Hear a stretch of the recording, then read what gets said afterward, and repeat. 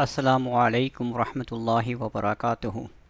نبی کریم صلی اللہ علیہ وسلم نے فرمایا، تمہارے اوپر ایک مہینہ رمضان المبارک آ رہا ہے جو بہت عظیم ہے، بہت مبارک ہے۔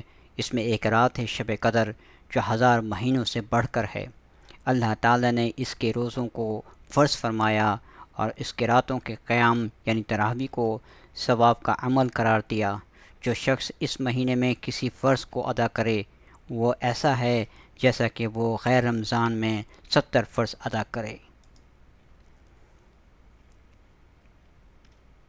یہ ایسا مہینہ ہے کہ اس کا اول حصہ اللہ کی رحمت، درمیانی حصہ مغفرت اور آخری حصہ آگ سے آزادی کا ہے۔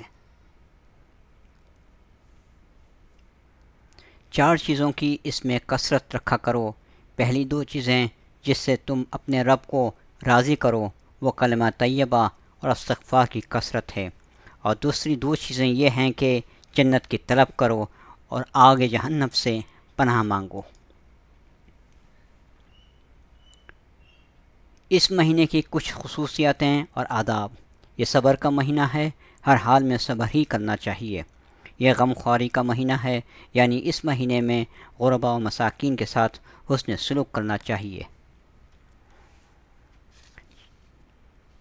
جو شخص حلال کمائی سے رمضان میں روزہ افطار کرائے اس پر رمضان کے راتوں میں فرشتے رحمت بھیجتے ہیں، اور شب قدر میں جبرائیل علیہ السلام اس سے مصافحہ کرتے ہیں، اور اس کی علامت یہ ہے کہ اس کے دل میں رقت پیدا ہوتی ہے اور آنکھوں سے آنسو بہتے ہیں۔ اللہ تعالیٰ نے رمضان کریم کا مبارک مہینہ اس لیے عطا فرمایا کہ 11 مہینے انسان دنیا کی دھندوں میں منہمک رہتا ہے، جس کی وجہ سے دلوں میں غفلت پیدا ہو جاتی ہے، روحانیت اور اللہ تعالیٰ کے قرب میں کمی واقع ہو جاتی ہے۔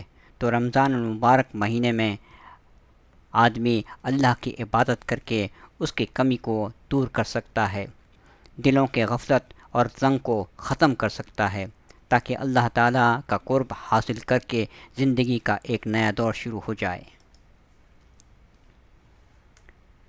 جس طرح کسی مشین کو کچھ عرصے استعمال کرنے کے بعد اس کی سروس اور صفائی کرانی پڑتی ہے، اسی طرح اللہ تعالیٰ نے انسان کی صفائی اور سروس کے لیے یہ مبارک مہینہ مقرر فرمایا۔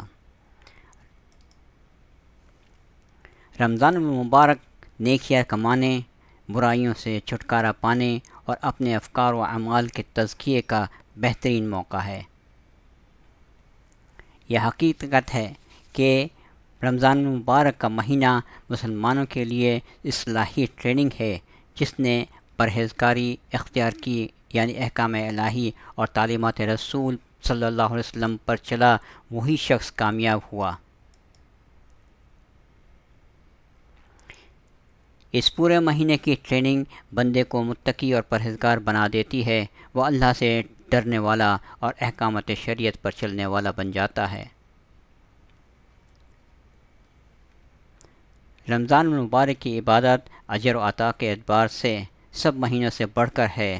فرض نماز کا اجر 70 گنا اور نوافل کا اجر فرض کے اجر کے برابر۔